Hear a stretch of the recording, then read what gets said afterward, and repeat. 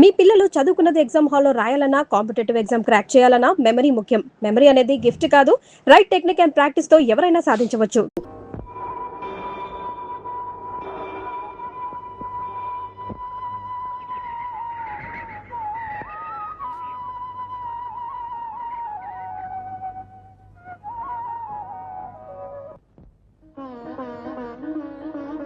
ఏమండి మరి ఆస్తి నా పేర రాసిన దస్తావేజుల మీద సంతకాలేనాయా? డాక్యుమెంట్స్ అన్ని రెడీ చేశాను. అమ్మ సంతకం చేయాలి. ఇవాళ మంచి రోజు కదట. ఆస్తి కోడల పేరు రాస్తే మంచి రోజు ఎలా అవుతుంది? ఈ రోజు చాలా బాగుంది, సంతకాలు పెట్టమనండి. పెళ్ళం పేరు మీద ఆస్తి అంతా అప్పచెప్తుంది. ఆ తర్వాత దాని చేతిలో కీలబొమ్మైపోతావురా. నేను ఎందుకు చెప్తున్నానో ఆలోచించుకో. రాసిస్తానని మాట ఇచ్చాను. మాట ఇచ్చిన తర్వాత తప్పడం మన ఇంట వంట లేదు. పెళ్ళం చేతికి ఆస్తిని అప్పచెప్పడం కూడా మన ఇంటా వంట లేదురా.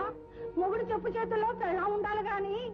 పెళ్ళ అని చెప్పినట్టు మొగుడు వినకూడదు, నిజమే. కానీ ఏం చేస్తాం? ఈ ఇంట్లో నేను పెళ్ళాన్ని, అది మొగుడు. నువ్వు సంతకం పెట్టమ్మా. పెట్టవే.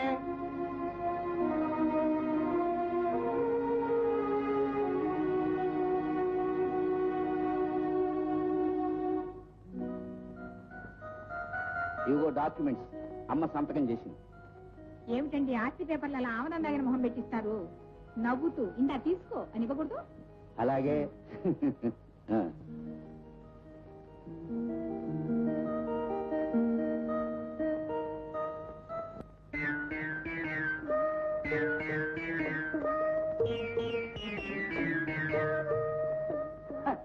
నువ్వు నోట్లో నాలుగ లేని మగాడివి. నాలుక లేదా? ఎందుకు? పొట్టి రుచిని చూడటానికి మాత్రమే. మీ ఆవిడ చెప్పిన దానికంతా అందాల తార అనడానికి మాత్రమే పనికొస్తుంది. నీ భార్య వల్ల చాలా రోజులు బాధపడ్డావు. ఇప్పుడు ఆ బాధకు అలవాటైపోయావు. ఈ ఇంటి పెత్తనమంతా నీ ఆవిడదే. నీ భార్య ప్రాణం ఎక్కడుందో తెలుసా? ఆవిడ శరీరంలో లేదు. నా ప్రాణం నాలో లేదు, నీలో ఉంది. నువ్వు నాలో ఉన్నావు. తల్లి, నీ అనుగ్రహం ఎల్లప్పుడూ నా యందు, నా కుటుంబం యందు, నా బిడ్డల యందు, నా బిడ్డల యందు కరెక్ట్గా ఉండేట్టుగా ఎప్పుడు కాపాడు తల్లి. సూర్యుడు భూమి చుట్టూ తిరుగుతున్నాడు. భూమి మీద ఉండే మనుషులందరూ నీ చుట్టూ తిరుగుతున్నారు నీ అనుగ్రహం కోసం. తల్లి, ఎల్లప్పుడూ మమ్మల్ని చల్లగా కాపాడు. ఏడుగొండలవాడా వెంకటరమణ, నాయన, నేను చెప్పినట్టు నీ మొక్కుబళ్ళని తప్పకుండా తీరుస్తున్నాను. ఒక్క సహాయం చెయ్యి. ఆ మహాలక్ష్మితో చెప్పి మా ఇంట్లో ఎప్పుడూ ఉండమని కాస్త సిఫార్సు చేయనాయన. నీకు ఒక రత్నం లాంటి కూతురు ఉంది. పేరు కూడా రత్నమే. నువ్వు చెప్పాలా నేను చెప్పాలి? మీరే చెప్పండి స్వామి. ఆ కూతురు తల్లి పోలిక, కానీ లక్షణాలన్నీ నీవే. సరే, ఆ అమ్మాయికి పెళ్లి అయిందో లేదో చెప్పండి చూద్దాం. అనుమానంతో ఎందుకు పిలిచావు? అయ్యో, తక్కువ. అదొక పెళ్ళా? ఆ పెళ్లిలో గొడవ జరిగిందా? జరిగింది. ఇప్పుడు ఆ అల్లుడు ఈ ఇంట్లోనే ఉంటున్నాడు కదా. నేను ఇంట్లో ఉండిపోబట్టే కదా అటు మా నాన్నకేమో చెడైపోయాను, ఇటు మీ అమ్మకేమో చులకనైపోయాను. కట్నం లేకుండా నేను తీసుకొస్తే మా నాన్న పంతానంటున్నాడు. కట్నం సంగతి తెచ్చితే కాళ్ళు వెరగొట్టి పొయ్యిలో పెడతానంటుంది మా అత్తగారు. ఇప్పుడు నేనేం చేయను? ఏడవద్దంటున్నాను. అంటే మీరు చెప్పిందంతా నిజమే అనుకోండి, కానీ ఇంట్లో మీకు ఏ ఇబ్బంది కలుగుతుంది? నేనున్నాగా. ఉన్నావా? ఇలాక్క ఉంటావు. ఉన్నావే ఎందుకు? మీ అమ్మ ఏమంటుంది? ఈ ప్యాంట్లేమో లంగాలా ఉన్నాయంట.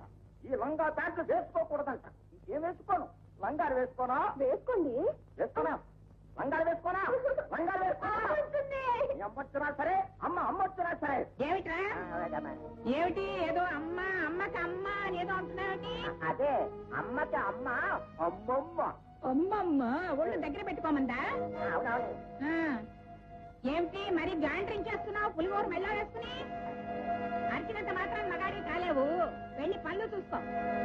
అమ్మాయిని గురించి చాలా కరెక్ట్ గా చెప్పారు. మరి అబ్బాయిల గురించి ఏం చెప్పలేదే? వస్తున్నా మీ అబ్బాయిల దగ్గరకే వస్తున్నా.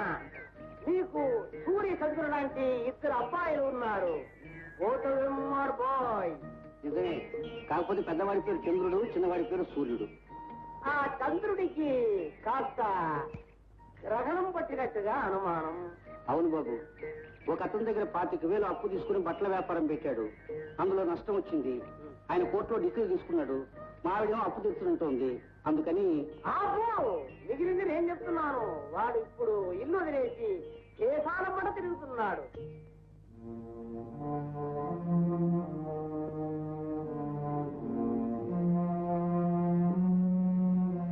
ఒక బిడ్డ తల్లి అయిన అతని భార్య ఇప్పుడు నీ మొగుడు చేతుల్లో, నీ ఆవిడి చేతుల్లో ఉంది. ఏమ్మా ఇంకా బట్టలు ఉతకడం కాలేదు, వంటంతా అలాగే ఉండిపోయిందే. ఈ పని ఇంతసేపు అయితే ఎలాగే? 11ంటికి నేను ఫోన్ చేస్తానని నీకు తెలుసు కదా. పెద్దతనం ఆకలి ఉండలేను. ఈ కాలం పిల్లలకి అన్ని చెప్పి చెప్పి చేయించాలి. త్వరగా కానీ. ఒరే ఎక్కడున్నారా సన్నాసి? మరి మా రెండో అబ్బాయి సూర్యాని గురించి ఏం చెప్పలేదే? హీరో ఎప్పుడు సూర్యుడిలాగే ప్రచండంగా వెలుగుతాడు. ఈ ఇంటి కష్టాలన్నీ ఇలా ఇలా ఇలా తీర్చేస్తాడు. ఇప్పుడు ఏం చేస్తున్నాడో తెలుసా? BA final year. బిఏ మొత్తం ఎన్ని సంవత్సరాలండి? 3. థర్డ్ ఇయర్ ఫైనల్ ఎగ్జామినేషన్ పరీక్ష రాస్తున్నాడు.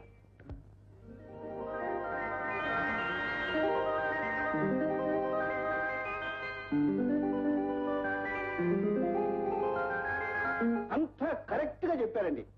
చెప్పారు కాబట్టి ఈ సాల్వా రవీంద్ర భారతులు ఇచ్చారు. ఈ పంచ పెద్వాడాలు ఇచ్చారు. మరి తుందు ఇది ఒక ఇంట్లో తత్తిరం చేశారు, అప్పుడు ఇచ్చారు. ఒకటి నువ్వు మర్చిపోయావు, కానీ నేను మర్చిపోలేదు.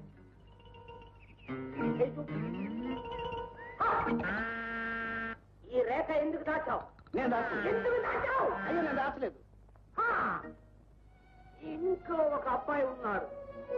ఆ అబ్బాయి తల్లి చచ్చిపోయేటప్పుడు ఆ అబ్బాయిని, వారి ఆస్తిని మీ ఆవిడ చేతిలో పెట్టిపోయింది. అవునా? ఏమిటా ఇది? పాలు విదగమంటే ఇంకా ఇక్కడే కోరుస్తున్నావు? నువ్వు బలేనవే. నలుగురు నన్ను తొలగ చూస్తున్నారు. ఎందుకు? ఏమైందని? నాకు డబ్బు లేదని నా బలేటోళ్ళు అడిగితే నేను మా ఊరు వెళ్ళిపోతాను.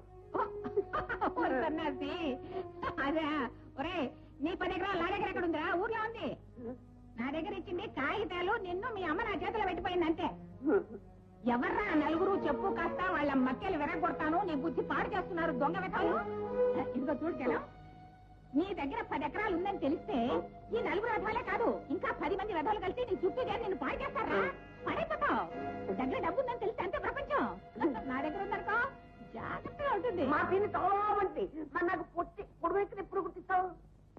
నీ పెళ్లి గుర్తించాలి. అబ్బా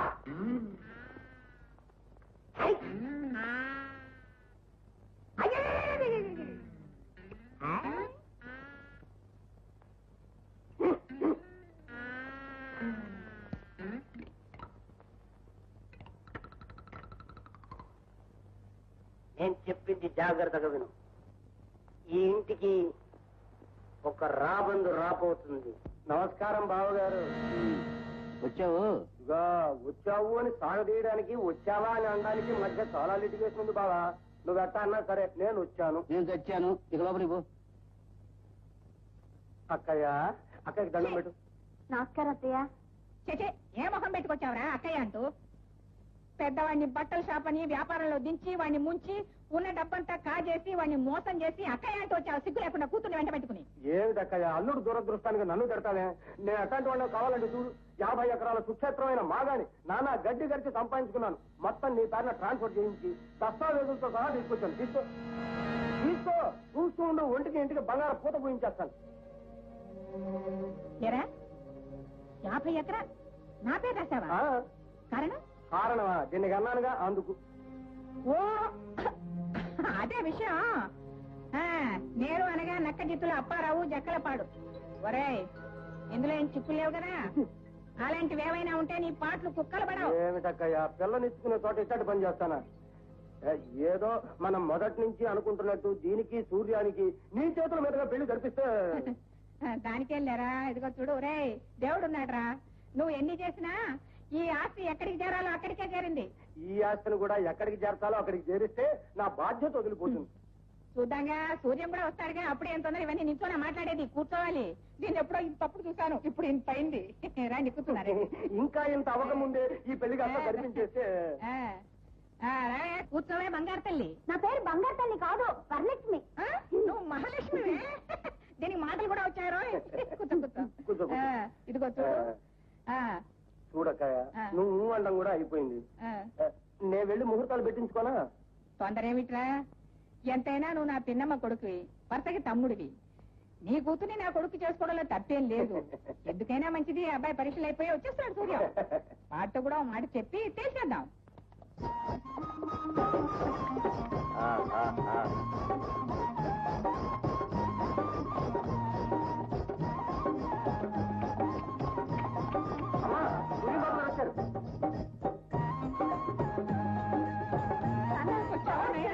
రానాయనా ఎంత కాలానికి వచ్చావు నాయన ఎంత చిక్కిపోయినావురా ఆ పట్న మాసంలో అడ్డాయన హోటల్ తిండి తిని పూర్తిగా చిక్కిపోయినావు నాయన అయ్యయ్యో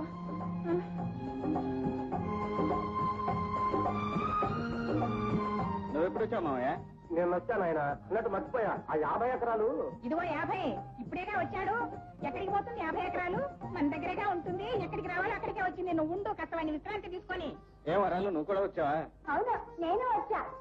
నాన్న నాకు సిక్కేస్తున్న లోపలికి కొత్తగా దానికి సిగ్గు వచ్చిందిరా ఏమా రత్నం బాగున్నావా బావా? నాకేం బావా అన్ని సక్రమంగా.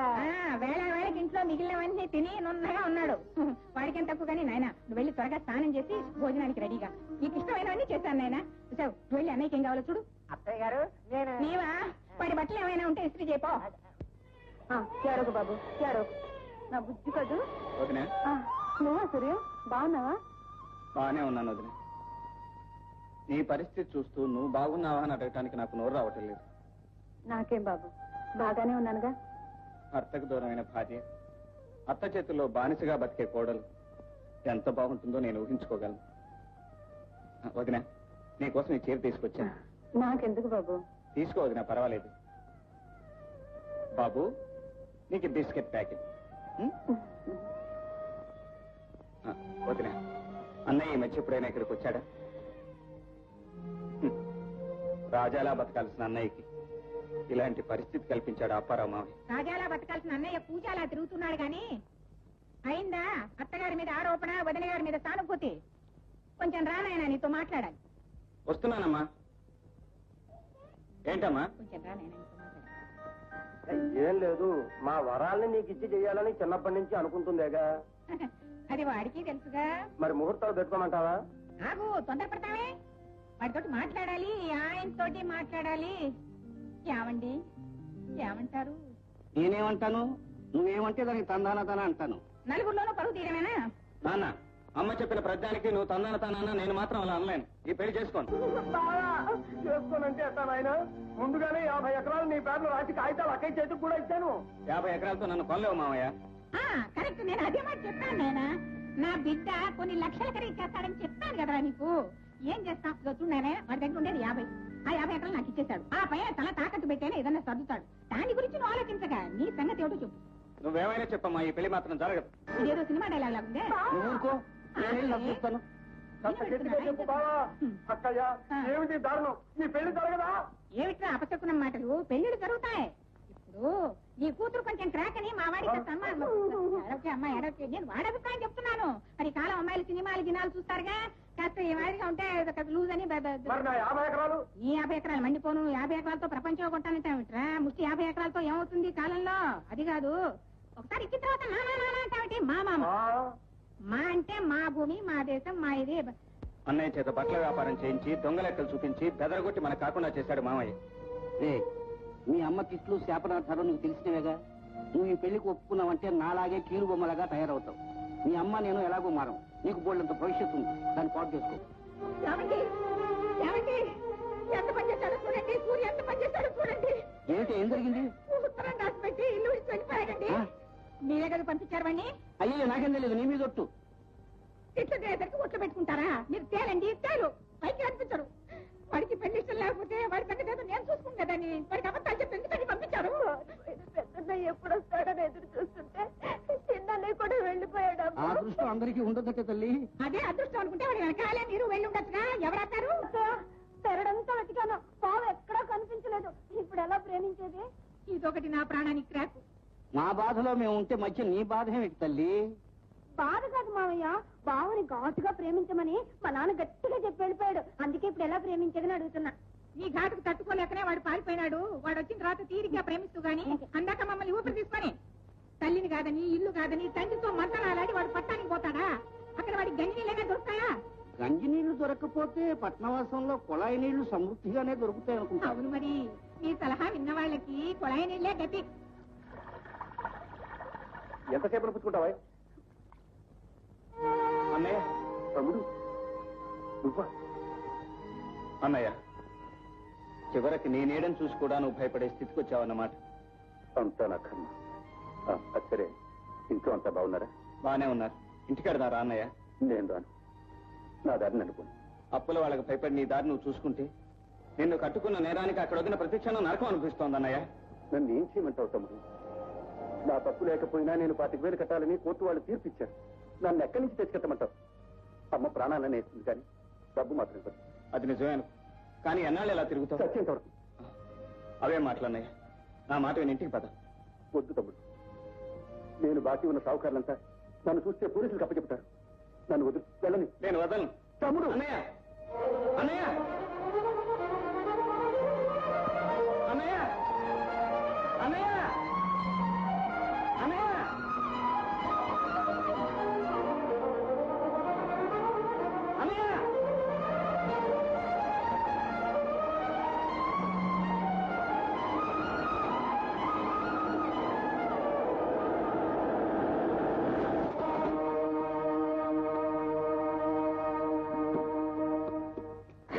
ఎవరు నువ్వు?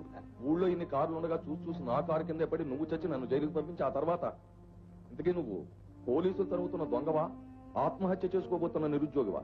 నువ్వెవరైనా నాకు అనవసరం. ఇదిగో చూడు, ఈ 10 రూపాయలు తీసుకో. అంతగా నువ్వు చావాలనుకుంటే ఏ ఆర్టీసీ బస్సు వెతుక్కో. ఇక నా రెండో పాయింట్.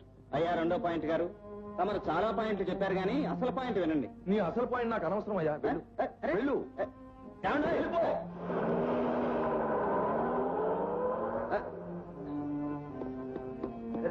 ఎవరైనా కట్టుకుంటే లేదులేండి. అరే లేదంటే ఏమిటా? రక్తం వస్తుంటాను, రా కట్టు కడతాను. సందేహించకయ్యా, నేను డాక్టర్ని, అదే నా డిస్పెన్సరీ. ఒక చిన్న బ్యాండేడ్ వేస్తే అదే సర్దుకుపోతుంది. Nothing to worry. Come on come on. నీ పేరేంటి బాబు? సూర్యం అండి. ఏం చేస్తుంటావు? ప్రస్తుతానికి నిరుద్యోగిని. చూడు, ఉద్యోగం సద్యోగం వెతుక్కోవాల్సిన వాడివి. రోడ్డు మీద జాగ్రత్తగా ఉండడం మంచిది కదా. In this case the driver is to be blamed అనుకో, కానీ రోడ్డు మీద మన జాగ్రత్తలో మనం కూడా ఉంటే మంచిది.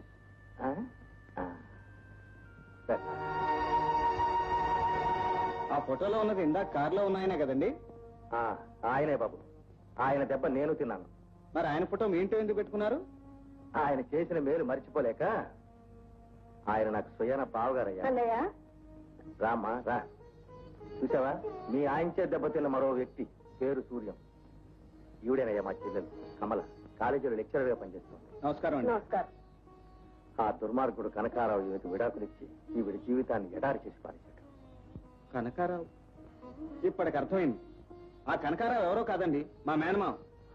అంటే నువ్వు సుందరమ్మ గారు అబ్బాయిని. ఓ, త్రిపుర సుందరమ్మ కొడుకువా? రెండో కొడుకుని. మీ అమ్మ నాన్న బాగున్నారా బాబు? బానే ఉన్నారండి. చాలా సంతోషంగా ఉందయ్యా మనం ఇలా కలుసుకోవడం. అసలు ఆ కనకారావు ఎందుకు విడాకులు ఇచ్చాడో నేను తెలుసుకోవచ్చా?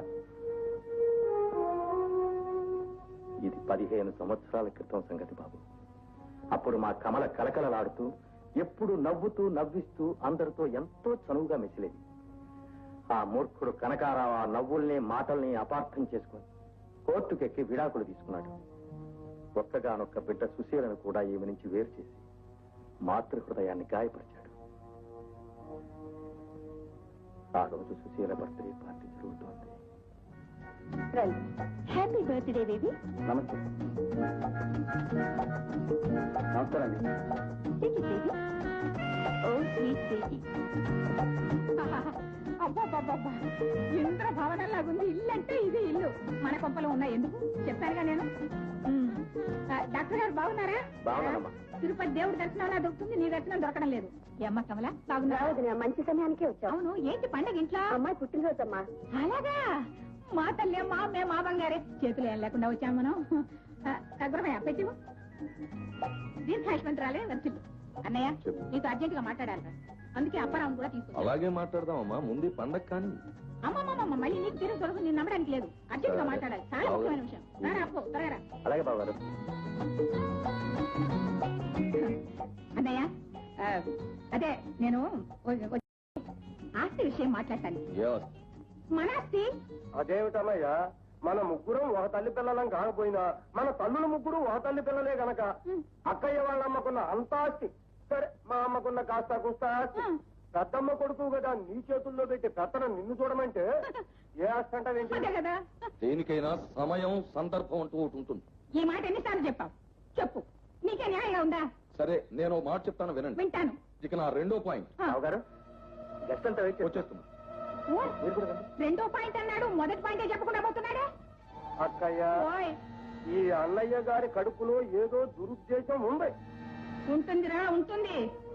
వీడెక్కడికి పోతాడ్రా? నా పేరేమిటో నీకు తెలుసురా? త్రిపుర సుందరమ్మ. వీడి విషయంలో మహాత్రిపుర సుందరమ్మ అవుతాను. మన ఆస్తి తీసుకుని మనకి చిల్లి రవ్వ కూడా ఇవ్వకుండా ఇద్దరు భవనం లాంటి ఇల్లు పెట్టి కులుకుతాడా అంట. మీరు బాగున్నారా? కమలా, బాగున్నాను. చాలా రోజులైంది మిమ్మల్ని అదేనండి. చూసి. కమలా. వస్తున్నానండి. మీరు ఇప్పుడు ఎక్కడ ఉంటున్నారు? ఇప్పుడు ఈ ఊళ్ళోనే అంటే అదే కాలనీలోనా? ఆ. వస్తున్నానండి. మా ఇంటికి మీరు తప్పకుండా వస్తారు, రావాలి. వస్తారుగా? వస్తాను. కమలా, ఏంటన్నయ్యా? ఏమిటి బర్త్డే కేక్ కట్ చేయడానికి అంతా రెడీ చేసి పెడితే మీ ఆయనేమో మొహం ముడుచుకెళ్తున్నాడు, వెళ్ళి పిలుచురా. ఏరా రాజే.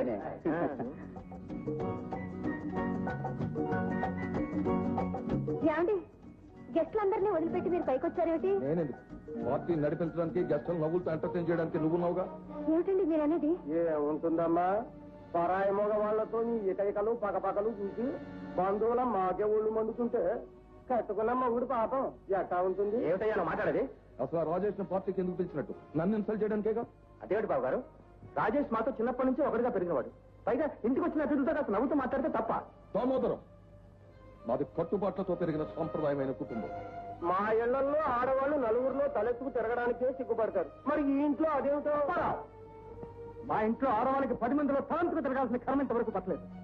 బావగారు, మా కమల కాలేజీలో చదువుకున్న పిల్ల, సంస్కారం కలదు. కానీ మీ కమల చిరునవ్వులు కన్నీళ్లు నాకే పరిమితం కావాలి. 10 మందిలోనూ సిగ్గు విడిచి నవ్వులు విరజిమ్మే మీ కమల చదువు, సంస్కారం, నాగరికత నాకే నచ్చుబాటు కావు. ఏమండి, నన్ను మీరు అపార్థం చేసుకుంటున్నారు. కాదు, పూర్తిగా అర్థం చేసుకునే మాట్లాడుతున్నా. కూరంతలు కొండంతలు చేయటం ఏం బాగోలేదు. నా మాట వినండి బావగారు. బావగారు, స్త్రీకి కూడా పురుషుడితో పాటు స్వేచ్ఛా స్వాతంత్రాలు ఉండాలనే ఆదర్శంతో మా నాన్నగారు కమలను పెంచారు. ఇప్పుడు ఈ కమల మీ నాన్నగారు కూతురు కాదు, ఈ కనకారావు భార్య. పైగా స్త్రీకి స్వేచ్ఛా స్వాతంత్రాలు ఉండడం అనర్థమని ఆది నుంచి నేను నమ్ముతున్నాను.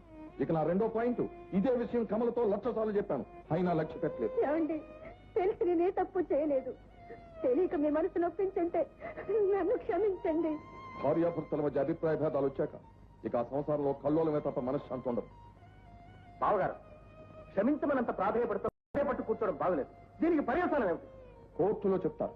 వాది ప్రతివాదులైన కలువకొలను కనకారావు, సదరు వాది ధర్మపత్ని అయిన కమలమ్మ మనస్పర్ధల కారణంగా 2 సంవత్సరాలు విడిపోయి ఉండటం వల్లను వాది ప్రతివాదులు అంగీకరించడం చేతను సదరు విడాకులను ఆమోదించడం జరిగింది.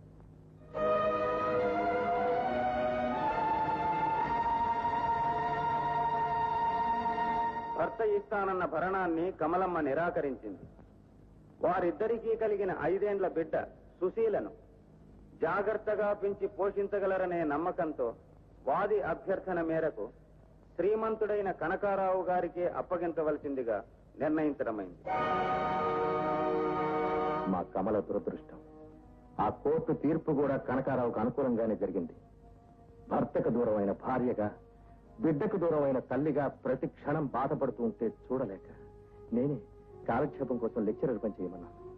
నా కోసం నేను బాధపడ్డం లేదు, కానీ అన్యం పుణ్యం తెలియని నా సుశీల ఆ భవనంలో బందీగా తయారైంది. అంటే ఏముంది, కూతుర్ని ప్రపంచం అంటే ఏమిటో తెలియకుండా పెంచుతున్నాడు. ఇప్పుడు సుశీల 18 ఏళ్ల పడుచు పిల్ల కాదు, ప్రాణం ఉన్న కీలు బొమ్మ. సుశీల్ నా చెర నుంచి విడిపించి మీ దగ్గరికి నేను చేరుస్తాను. అదంత సులభం కాదు బాబు. సులభం కాదు కాబట్టే నేను రంగంలోకి దిగుతున్నాను.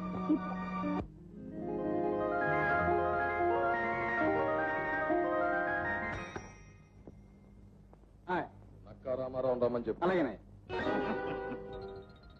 నువ్వు ఇలా పిలుస్తావని తలుపు దగ్గర ఓ చెవు పెట్టే ఉంచుతాను బావగారు. నక్క బావగారు అని పిలవడానికి ఇది మీ అక్క బాలాకుమార్ ఇల్లేం కాదు. ఇక నా రెండో పాయింట్, 10 రోజుల క్రితం మనం పంపించిన సరుకు ఇంకా గూడ్స్ షెడ్ లోనే ఉండిపోయిందట. ఏం చెయ్యను సార్, సరుకు నింపడానికి వ్యాగన్లు లేవని, వ్యాగన్లు లాగటానికి ఇంజిన్ లేదని, అసలు రైలు నడవటానికి పట్టాలే లేవని ఇలా చెప్పిన కారణం చెప్పకుండా ప్రతిరోజు తిప్పుతూనే ఉన్నారు నన్ను. లాభం లేదు నక్క. బిజినెస్ చేయడానికి బ్యాంక్ లో డబ్బు ఉంటేనే సరిపోదు, బుర్రలో తెలివితేటలు కూడా ఉండాలి. బ్రహ్మాండంగా నిజం చెప్పారండి. పర్మిషన్ లేకుండా లోపలికి వస్తారా? పర్మిషన్ కోసమే లోపలికి వచ్చానండి. నన్ను గుర్తుపట్టలేదా సార్? మీ కారు కింద నేను పడబోతే ఏదైనా ఆర్టీసీ బస్సు కింద పడమని సలహా ఇచ్చి మీరు 10 రూపాయలు నాకు ఇచ్చారండి. మీ సమస్య నాకు అర్థమైపోయింది సార్. దాన్ని పరిష్కరించడం నాకు మంచినీళ్ళ ప్రాయం. మిస్టర్, నీకక్కడ సంగతి తెలియక మాట్లాడుతున్నావు. ఇంకా వారం రోజుల లోపల సరుకు అక్కడి నుంచి కదలటం ఇంపాసిబుల్ మీద ఇంపాసిబుల్. నాకు ఒక్క అవకాశం ఇప్పించండి సార్. 24 గంటలు ఆ పని పూర్తి చేస్తాను. నీకక్కడ అంత పలుకుబడి ఉందా? పలుకుబడిలో ఉంది సార్, అంతా మన మాటల్లో ఉంది. అలాగా, అయితే ఆ పని చెయ్యి. ఆ పని చేయాలంటే ఒక షరతు ఉంది సార్. ఏమిటి? మీరు నాకు ఉద్యోగం ఇవ్వాలి. ఉద్యోగమా? సరే, ఆ పని పూర్తి చేయి, నీకు ఉద్యోగం ఇస్తాను. ఇక నా రెండో పాయింట్. అన్నిటికంటే ముందు పాయింట్ వినండి. ఇక్కడ ఉద్యోగాలు ఖాళీ లేవు. ఉద్యోగాలు ఎందుకు ఖాళీగా లేవు? అతను చెప్పిన ప్రకారం ఆ పని పూర్తి చేసుకొస్తే నీ ఉద్యోగం ఖాళీ అవుతుంది. ఆ ఉద్యోగంలో అతను జాయిన్ అవుతాడు. Thank you sir. ఈ 10 రూపాయలు అడ్వాన్స్ గా ఉంచుకుంటాను. వస్తా బ్రదర్. సూర్యం, గూడ్స్ వేగలు సంపాదించడం అంత తేలిక కాదయ్యా. నువ్వెందుకు ఇచ్చావు అతనికి హామీ? ఉద్యోగం కోసం, ఆ తర్వాత మన కార్యసాధన కోసం. ఇక హామీ అంటారా? మీరున్నారుగా. మొత్తానికి అసాధ్యుడు ఎవరు? సరే, ప్రయత్నం చేద్దాం.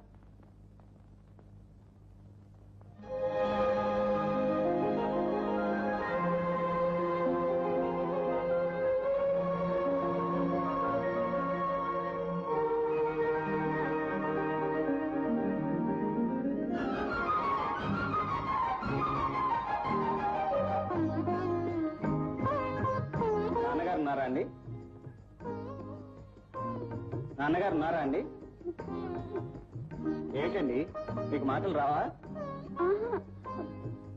మా నాన్నగారే పరాయి మగవాళ్ళతో మాట్లాడకూడదు, చూడకూడదు అన్నారు.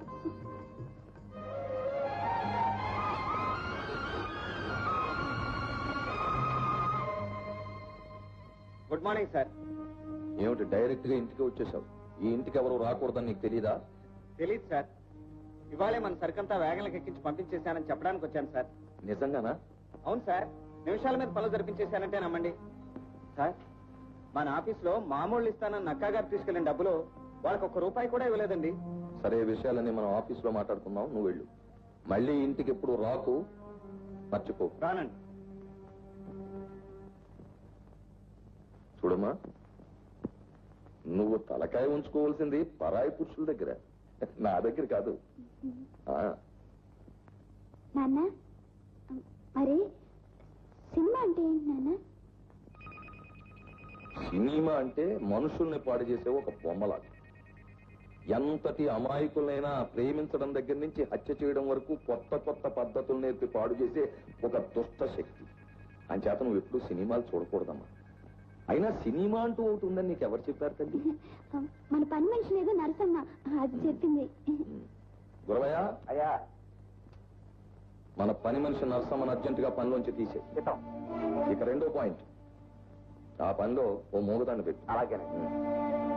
చూడమ్మా, నువ్వు ఎప్పుడైనా కాలక్షేపానికి కావాలంటే ఓ రామాయణం, భారతం అలాంటివి చదువుకోవాలి. తప్పితే పెద్ద బాల శిక్ష, సుమతి శతకం ఇలాంటివి చదవాలి. ఏమ్మా, తినుమా, తిను. గుడ్ మార్నింగ్ బావా. ముందు నువ్వు ఆ పిలుపు మార్చు, తర్వాత నీ ఉద్యోగం మారుస్తాను. అదేమిటి? వారం రోజుల వరకు సరుకు అక్కడి నుంచి పంపించడం ఇంపాసిబుల్ మీద ఇంపాసిబుల్ అన్నావు కదా, అతను ఈజీగా పంపించేశాడు. ఈ రోజు నుంచి సూర్యాన్ని ఆఫీస్ మేనేజర్ గా అపాయింట్ చేస్తున్నాను. మరి నేను నిన్ను క్లర్క్ గారు ఇవ్వచ్చు. Thank you very much sir. నువ్వు ఉన్నవా బాబు, సైడ్ రూట్ లోంచి మెయిన్ రూట్ లోకి వచ్చి నన్నే ఓవర్టేక్ చేసేసావు. ఇది అన్యాయం బావా. నిజానికి నేను డిస్మిస్ చేయాలి. అలా చేయనందుకు సంతోషించు. ఇక నా రెండో పాయింట్, నువ్వు వెళ్ళొచ్చు. సూర్యం, మేనేజర్ గా నువ్వు నిర్వహించవలసిన మొట్టమొదటి బాధ్యత రేపు రాబోయే 6వ తారీఖున మా అమ్మాయి సుశీల బర్త్డే. అరేంజ్మెంట్స్ అన్ని మన హోదాకు తగ్గట్టు గ్రాండ్ గా చేయాలి, అంతేగా? కరెక్ట్. ఆ ఏర్పాట్లలో ఏమాత్రం లోపం జరిగినా నేను చాలా బాధపడతాను. నాకింత భారీ ఎత్తున అన్యాయం జరిగిపోతుంది అనుకోలేదక్క. చెట్టంత అక్కవి నువ్వు ఉండి కూడా నేను ఇలా ఎండిపోతాను అనుకోలేదు. ఊరుకో తమ్ముడు, నేను మీ బావగారికి చెప్పి నీ ఉద్యోగం నీకు ఇప్పిస్తానుగా. ఏమి ఇప్పిస్తావో ఏం చెప్తావో. రాజుగారి కంటే రాజుగారి బావమరిదికి పవర్స్ ఎక్కువ కదా, అందులోనూ సెకండ్ ఫ్యామిలీ తమ్ముడికి మరీ పవర్స్ ఎక్కువ కదా అని ఊరంతా అప్పులు చేశాను. ఇప్పుడు అవి తీర్చకపోతే ఊళ్ళో వాళ్ళు నన్ను ఉతికి ఆరేస్తారు. నా మేనేజర్ పోస్ట్ తీసుకెళ్లి ఆ సూర్యం గడికిచ్చాడు. చేయకుండా వీడిని ఇంకా ఉద్యోగంలో ఉంచితే నా బిజినెస్ ని తీసుకెళ్లి బంగాళాఖాతంలో కలిపేసేవాడు. చూసావక్క ఎటువంటి మాట్లాడుతున్నాడో. ఏమిటండి మీరు ఏదో తంటి వెధవ చిన్న తప్పు చేశాడని చిన్న ఉద్యోగంలో పెట్టడం ఏం బాగుంటుంది చెప్పండి. నువ్వెన్ని చెప్పినా సరే వీడికి పెద్ద ఉద్యోగం చేసే యోగ్యత లేదు. అంతేనంటావా? అంతే. పార్వతిని పోగొట్టుకున్న దేవదాసు కంటే ఉద్యోగం పోగొట్టుకున్న నా మనసు బాధతో కుతకుతలాడిపోతోంది. ఈ మంట తలాటానికి ఒక పెగ్గు మందన్న అయ్యి. నాతో కలిసి తాగే అర్హత కోల్పోయావురా. ఏంటి నాకు అర్థం కావట్లేదు. ఉద్యోగం తీసేసి మందులో వాటా మానేసి నన్ను మంత్రదండం లేని మాయలు పకీరం చేస్తావా? తమ్ముడు నువ్వు వెళ్ళు, నేను మాట్లాడతానుగా, వెళ్ళు. నీ మీదే ఫుల్ హోప్స్ పెట్టుకుని పెడుతున్నాను. Wish me best of luck. ఏమండి, మీరెంతో మందికి ఆశ్రయం ఇచ్చారు, వాడొక్కడు మీకు బరువయ్యాడా? వాడి ఉద్యోగం వాడికి ఇచ్చేయండి. పాపం సంటి వెధవ. వాడా చంటి వెతవ. పెళ్లి చేస్తే 6 పిల్లలు పుట్టుండేవారు కుంట వెతవటి.